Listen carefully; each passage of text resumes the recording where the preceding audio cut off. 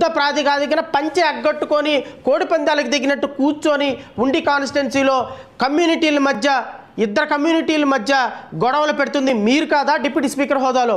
What is your locus? What is this? ఎందుకు ఈ కంప్లైంట్లు పెడుతున్నారు మీరు? కంప్లైంట్లు పెడితే ప్రమోటింగ్ ఎనిమిటీ బిట్వీన్ 2 కమ్యూనిటీస్ మధ్య పెడితే నీ మీద పెట్టాలి, మీ మీద పెట్టాలి sir. Deputy speaker MLA collector దగ్గర కూర్చొని వాడి క్యాస్ట్ సర్టిఫికేట్ మీద నేను కంప్లైంట్ పెట్టారంటే what result you are expected sir? District collector ఇంపార్షియల్గా ఉండి లేదండి ఆయన చర్చికి వెళ్ళినంత మాత్రాన ప్రాబ్లమే లేదండి, చర్చికి వెళ్తే క్యాస్ట్ సర్టిఫికేట్ క్యాన్సిల్ చేయకూడదని సుప్రీంకోర్టు చెప్పిందండి అని అంటదా? ఏమంటుంది? హానరబుల్ డిప్యూటీ స్పీకర్ ఇక్కడే రాసింది కంప్లైంట్లోనే హానరబుల్ డిప్యూటీ స్పీకర్ అని. హానరబుల్ డిప్యూటీ స్పీకరు కంప్లైంట్ పెడితే క్యాస్ట్ సర్టిఫికేట్ క్యాన్సిల్ చేయకుండా నిజాయితీగా నిష్పక్షపాతంగా హైకోర్టు జడ్జిలే లేరు, ఇంకా జిల్లా కలెక్టర్లు నుంచి ఉన్నారు.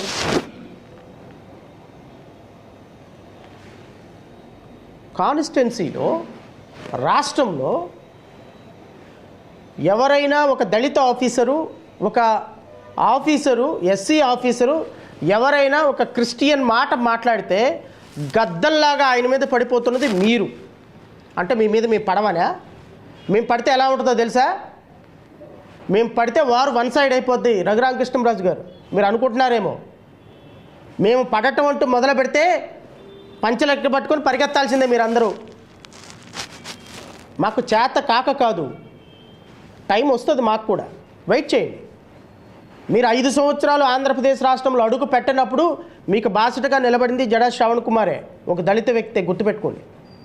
మీకోసం మాట్లాడింది నేను, మీకోసం ఫైట్ చేసింది నేను, కొన్ని వందల సందర్భాల్లో మీకు బాసటగా నిలబడింది నేను.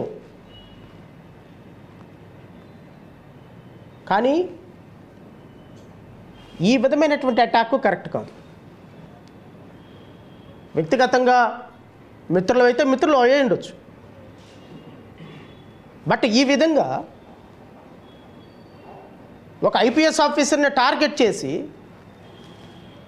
ఒక ఐపీఎస్ ఆఫీసర్ మాట్లాడిన దానికి నానా అర్థాలు తీసి మీ దగ్గర మీడియా ఉంది కదా, మీ దగ్గర పోలీసు వ్యవస్థ ఉంది కదా అని చెప్పి ఒక వ్యవస్థ మొత్తాన్ని ఈ విధంగా మీరు చెప్తే నమ్మరు రాష్ట్ర ప్రజలు. ఉండి కాన్స్టిట్యున్సీలో చర్చికి వెళ్ళటానికి ఎస్సీ వాళ్ళు భయపడి బైబుళ్ళు బయట చెంగులు చాటును దాక్కొని వెళ్ళాల్సిన పరిస్థితి వచ్చేసింది. నేను రాజ్యాంగంలో మాకు హక్కు లేదా? చర్చికి వెళ్ళే హక్కు లేదా? చర్చికి నేను వెళ్తా అంటే క్యాస్ట్ సర్టిఫికేట్ క్యాన్సిల్ చేస్తారా?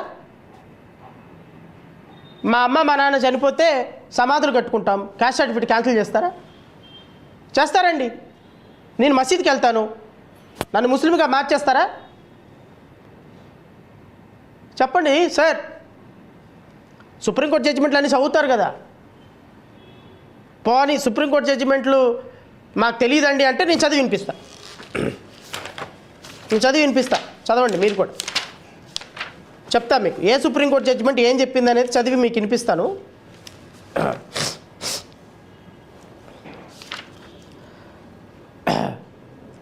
Sir, principal Guntur medical college versus Y Mohan Rao 1976. Honorable Supreme Court addressed the question of eligibility for scheduled caste benefits following conversion or reconversion into Hinduism. The court held that eligibility for caste based on entitlement must be determined based on well-established legal principles rather than the arbitrary decision by the government authorities. Once ఒక ఎస్సీగా పుట్టినటువంటి ఒక వ్యక్తి by way of baptism conversion అయితేనే SC caste certificate రద్దు చేయాలి తప్ప, నేను చర్చికి వెళ్ళాను కాబట్టి నా క్యాస్ట్ సర్టిఫికేట్ రద్దు చేస్తా, మా అమ్మ మా నాన్న సమాధుల్లో ఉన్నాయి కాబట్టి గ్రేవ్ యార్డ్లో ఉన్నాయి కాబట్టి రద్దు చేస్తాననే హక్కు నీకు కాదు కదా, ఈ దేశంలో సుప్రీంకోర్టుకు కూడా లేదు. నేను వాలంటర్లీ కన్వర్ట్ అయినా క్రిస్టియానిటీలోకి, నా డిక్లరేషన్ ఉందా, నా బాప్తిజం తీసుకున్నట్టు సర్టిఫికెట్ ఉందా, దెన్ నేను ఎస్సీ రిజర్వేషన్ వదులుకున్నట్టే. And the supreme court stated further, once నువ్వు క్రిస్టియానిటీని ఒక్కసారి ఎస్సీ స్టేటస్ని వదులుకొని క్రిస్టియానిటీలోకి వెళ్ళి మరలా ఆ క్రిస్టియానిటీలో కనుక నీకు నచ్చకపోతే మళ్ళీ నువ్వు రీకన్వర్ట్ అయ్యి నీ షెడ్యూల్ క్యాస్ట్లోకి వస్తే మరలా నీ రిజర్వేషన్ నీకు వర్తిస్తుంది అని చెప్పినటువంటి జడ్జిమెంట్. మహమ్మద్ సదిక్ వర్సెస్ దర్బారా సింగ్ గారు 2016. ఇది కూడా రాసుకో. సుప్రీంకోర్టు జడ్జిమెంట్లు, హైకోర్టు జడ్జిమెంట్లు మాకు తెలియదు, రూల్స్ మాకు తెలియదు అనుకుంటే పిచ్చి పొరపాటు మీది. మా జనానికి అవేర్నెస్ లేదు అంతే. మా జనాలు మీలాంటి వాళ్ళని నమ్ముతున్నారు కాబట్టే మాలాంటి వాళ్ళ మాటలు గాలిలో కలిసిపోతున్నాయి. మాలాంటి వాళ్ళకి విలువనివ్వకుండా మీలాంటి వాళ్ళ పంచన చేరుతున్నారు కాబట్టి మా బానిస కుక్కలన్నీ మీలాంటి వాళ్ళ పంచన చేరుతున్నాయి కాబట్టి ఇప్పుడు నేను ప్రెస్ మీట్ పెట్టాను కదా, సాయంత్రానికి మొదలవుతాయి మళ్ళీ బానిస కుక్కలన్నీ మళ్ళీ మొరకటం మొదలు పెడతాయి. రఘురామ కృష్ణరాజు గారు వేసే బిస్కెట్లకి రఘురామ కృష్ణరాజు గారిని అంటావా? రఘురామ కృష్ణరాజు గారు దేవుడు, ఇంద్రుడు, చంద్రుడు. మళ్ళీ మా వాళ్ళ మీద మా మీద మమ్మల్నే ఎగదొస్తారు. భయపడేది ఏం లేదు రఘురామ కృష్ణరాజు గారు. నేను మీకు గౌరవప్రదంగా చెప్పేది ఏంటి అంటే, you are honourable deputy speaker of Andhra Pradesh. You maintain absolute integrity, you maintain neutrality. మీకు రాజకీయాలతో సంబంధం లేదు. మీ కాన్స్టిట్యున్సీ ప్రజల గురించి మాట్లాడుకోండి. మీరు తెలుగుదేశం పార్టీ, వైఎస్ జగన్మోహన్ రెడ్డి, ఆయన 10 సీట్లు వచ్చినాయి, 11 సీట్లు వచ్చినాయి, పొలిటికల్ డిబేట్లో మీరు న్యాయ సూత్రాలకి, రాజ్యాంగ సూత్రాలకి, అసెంబ్లీ సూత్రాలకి వైలేట్ చేసి మీరు పొలిటికల్ డిబేట్లలో మాట్లాడుకొని సర్కాస్టిజం తోటి డిబేట్లలో అందరినీ నవ్విస్తూ రోజు రాష్ట్రంలో ప్రెస్ మీట్లు పెట్టుకుంటూ మీరు జనరల్ పొలిటీషియన్గా మీరు మాట్లాడుతూ మీరు శ్రీరంగ నీతులు చెప్తే ఎట్లా సార్? మాకు మీరు శ్రీరంగ నీతులు సునీల్ కుమార్ గారికి చెప్తే ఎట్లా సార్? మీరు రాష్ట్రంలో న్యాయం గురించి, ధర్మం గురించి, సివిల్ రూల్స్, సర్వెంట్ రూల్స్ గురించి మీరు చెప్తే ప్రజలకి సిగ్గుపోద్ది సార్. ముందు మనం చూసుకుందాం రండి. గురువింజ కింద సామెతలాగా ముందు మన నలుపు చూసుకుందాం. మన నలుపు చూసుకున్న తర్వాత మళ్ళీ పక్కకి వెళ్ళిపోదు. మీరు ఈ అటాక్ని ఇంతటితో ఆపకపోతే మీ మీద అటాక్, లీగల్గా అటాక్ మేము స్టార్ట్ చేయాల్సి వస్తుంది. దయచేసి అంత దూరం తీసుకొచ్చుకోకండి. మీరు డిఓపిటీకి రాశారు, మా పార్టీ నుంచి నేను సాయంత్రం గవర్నర్కి రాస్తున్నాను లెటర్, మిమ్మల్ని ఇమ్మీడియట్గా డిప్యూటీ స్పీకర్ పదవిలో నుంచి బర్తరఫ్ చేయమని. And more over honourable chief minister Nara Chandrababu Naidu గారు కూడా రాస్తున్నాను. అసెంబ్లీలో తీర్మానం పెట్టి 50% తీర్మానం పెట్టి అసెంబ్లీ ఎమ్మెల్యే స్పీకర్గా మిమ్మల్ని రిమూవ్ చేయాలి. It's a demand from our party. నేను స్పీకర్కి అయ్యన్న పాత్రుడు గారికి కూడా రాస్తున్నాను. వారు కూడా ఈ మధ్యకాలంలో రాజకీయాలు చాలా ఎక్కువగా మాట్లాడుతున్నారు. And there is need of the hour to set a president how a speaker should be, how a deputy speaker should be. ఖచ్చితంగా ఈరోజు గవర్నర్కి లెటర్ రాస్తాం, నేను హానరబుల్ చీఫ్ మినిస్టర్ గారికి ఇస్తాము, హానరబుల్ స్పీకర్ గారికి ఇస్తాము, అండ్ ప్రెసిడెంట్ గారికి పంపిస్తాము, అండ్ ప్రధానమంత్రికి కూడా లెటర్ రాస్తాము. This kind of attitude should not be continued at all and there should be an end for this. ఎవడ పడితే వాడు ఇష్టం వచ్చినట్టు స్పీకర్ హోదాలో కూర్చొని ఇష్టం వచ్చినట్టు రాజకీయాలు మాట్లాడుతూ ఉంటే డెమోక్రసీ అల్టిమేట్గా నవ్వుల పాలు కాదా సార్? డెమోక్రసీ నవ్వుల పాలు కాదా? And we are going to file a writ petition also. అరే స్పీకరు అనేటువంటి వ్యక్తి ఒక న్యూట్రల్గా, ఇంపార్షియల్గా ఉండాల్సినటువంటి వ్యక్తి ప్రతిరోజు చంద్రబాబు నాయుడిని, పవన్ కళ్యాణ్ని పక్కన పెట్టుకొని ఇష్టం వచ్చినట్టు రాజకీయ ఉపన్యాసాలు ఇస్తుంటే, ఇష్టం వచ్చినట్టు పొలిటికల్ డిబేట్లో మాట్లాడుతుంటే, ఇష్టం వచ్చినట్టు ఆయన ఒపీనియన్స్ చెప్తా ఉంటే ఆయనకి స్పీకర్ పదవి మీద ఉన్నటువంటి విలువ పోతుందా లేదా? ఈ రోజున అడగండి ఎవరినైనా వెళ్ళి బయటకు వెళ్ళి పలానా అతను స్పీకరు పార్షియల్గా ఉన్నాడా, ఇంపార్షియల్గా ఉన్నాడంటే 1000కి 1000% మంది, ఇంక్లూడింగ్ ఇక్కడ ఉన్న మీడియా సోదరులు కూడా, నేను మీడియా సోదరులు కూడా అడుగుతున్నా, ఏ స్పీకర్ అయినా పార్షియల్గా ఉన్నాడు, ఇంపార్షియల్గా ఉన్నాడు అని ఏ ఒక్క స్పీకర్నైనా అనిపించగలుగుతామో సార్ మనం? చెప్పండి మీడియా సోదరులు, మీరే చెప్పండి.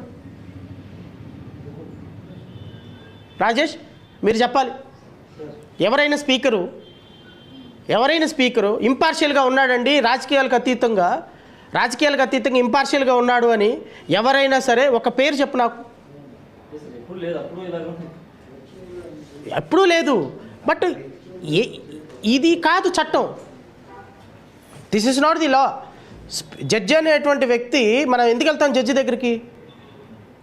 పలానాడితో జడ్జి ఆపోజిట్ పార్టీతో కొల్యూడ్ అయిపోయాడంటే నువ్వు ఆ కోర్టులో ఆర్గ్యుమెంట్ చెప్తారా?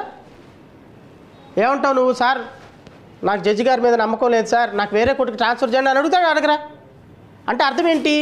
ఒక జడ్జి స్థానంలో కూర్చున్నటువంటి వ్యక్తి అవతల పక్క వ్యక్తికి బయాస్డ్ అయిపోయాడని తెలిసిన మరుక్షణం ఆ క్లయింటు, ఆ లాయర్ ఆ కోర్టులో ఉండడు. ఒక స్పీకర్ కూడా అంతే. ఒక స్పీకర్ స్థానంలో కూర్చున్నటువంటి వ్యక్తి నాకు ఇంపార్షియల్గా లేడు, నాకు న్యూట్రల్గా లేడు అని అక్కడికి స్పీకర్కి అక్కడ సభ్యులకు ఒక నమ్మకం వచ్చిన తర్వాత ఆ హౌస్లో ఉండాల్సిన అవసరమే లేదు. That is the sanctity that was given by the constitution to the house. But where is that sanctity? ఇటు పక్కేమో చంద్రబాబు నాయుడు, ఇటు పక్కేమో పవన్ కళ్యాణ్. పొద్దున్న లెగిస్తే టీడీపీ డిబేట్లు, సాయంత్రం వస్తే టీడీపీ ఛానల్లో డిబేట్లు, పొద్దున్న లెగిస్తే పొలిటికల్ డిబేట్లు. ఈ విధంగా లోకల్గా వెళ్ళిపోయి ఎస్సీ ఎస్టీల మీద కంప్లైంట్లు, చర్చికి వెళ్తున్న వాళ్ళని ఐడెంటిఫై చేసి వాళ్ళని టార్గెట్ చేస్తున్నారు, చర్చిలు క్లోజ్ చేస్తున్నారు, అంబేద్కర్ భవనాలని పాడగొట్టేస్తున్నాడు, అంబేద్కర్కి స్టాట్యూస్ని ఇష్టం వచ్చినట్టు దాన్ని ఏ విధంగా బయటకు పంపించేసేయాలో పూర్తి స్థాయిలో ప్రణాళిక సిద్ధం చేస్తున్నారు. ఇది రియల్ ఎజెండా. దీని మీద స్పీకర్కి కంప్లైంట్ ఇవ్వాలి సార్. అంతేగాని సునీల్ కుమార్ గారు ఏదో ఒక చిన్న మాట అన్నాడని ఆయన మీద పడిపోతే మన కింద బొక్కలు ఇన్ని ఉన్నాయి. సో కాబట్టి గౌరవ డిప్యూటీ స్పీకర్ గారు ఇంతటితో ఆపేసేయండి. లేదు నేను కూడా చూసుకుంటాను అంటారా? మీ మీద కేసు హైకోర్టులో ఫైల్ చేస్తా, అవసరమైతే దీన్ని సుప్రీంకోర్టు దాకా తీసుకెళ్తా. I will see that he will not come out from he will not even appear in media. I'm ensure. మీరు కనుక ఈ విషయాన్ని ఎంతటితో ఆపకపోతే, and I will certainly go for a court of law and see that the honorable apex court or high court will set a precedent that how a speaker should be.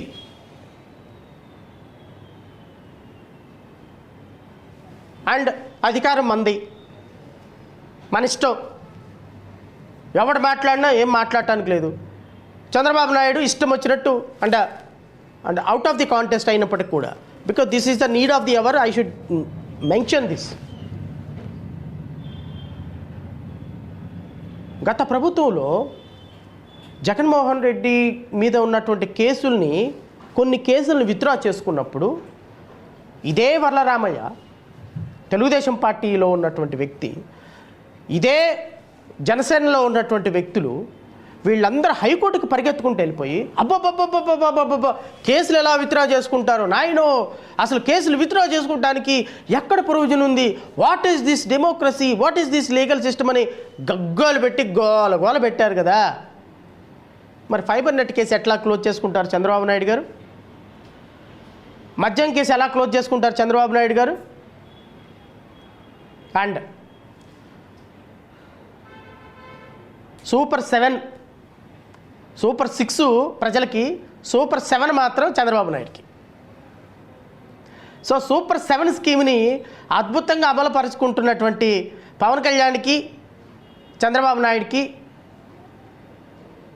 ఈ super 7 scheme అట్ర flop అయ్యిద్దని మాత్రం చెప్పగలుగుతాను. ఎందుకు చెప్పగలుగుతాను అంటే, Chandrababu Naidu close చేసుకున్న ప్రతి కేసుని reopen చేయమని జయభీమరావు భారత్ పార్టీ హైకోర్టుకు వెళ్ళబోతుంది. I'm going to file a criminal revision case against the cases which were closed by the court, and I don't know how ACP court accorded permission also, how the court has accorded permission for closing of the cases. And ఒక్కసారి ప్రజాప్రతినిధులుగా ఒక case register అయిన తర్వాత చంద్రబాబు నాయుడు మీద, how ACP court is competent to close the case? నేను అడుగుతున్నా చంద్రబాబు నాయుడు గారిని, ఈ లీగల్ సిస్టంలో ఉన్నటువంటి తెలుగుదేశం పార్టీ వాళ్ళందరినీ, ప్రజాప్రతినిధుల కోసం స్పెషల్గా విజయవాడలో ఒక కోర్టు పెడితే రాష్ట్ర వ్యాప్తంగా, ఈ కోర్టు కేసు క్లోజ్ చేయాల్సిన సందర్భంలో చంద్రబాబు నాయుడు మీద పెట్టిన